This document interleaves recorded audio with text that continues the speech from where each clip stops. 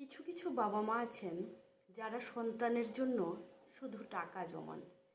খেয়ে না খেয়ে রাতের ঘুম নষ্ট করে তাদের মূল একটাই লক্ষ্য হলো সন্তানদের জন্য টাকা জমানো। তারা নিজের কথা চিন্তা করে না,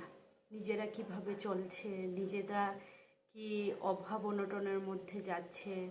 নিজেদের চিকিৎসা পর্যন্ত ঠিক মতো করান না, শুধুমাত্র সন্তানদের জন্য টাকা রাখার জন্য। আমার মনে হয় এই যে একটা কনসেপ্ট আছে সেটা সম্পূর্ণ ভুল কনসেপ্ট, যে বাচ্চাদের জন্য আমাদের টাকা রেখে যেতে হবে, তা না হলে বাচ্চা ভালো খেতে পারবে না, পড়তে পারবে না, ভালোভাবে থাকতে পারবে না। সেই সমস্ত কথা ভেবে ভেবে হাজার হাজার লক্ষ লক্ষ মা বাবারা নিজের যে আশা আকাঙ্ক্ষা বা নিজের সুস্বাস্থ্যের কথা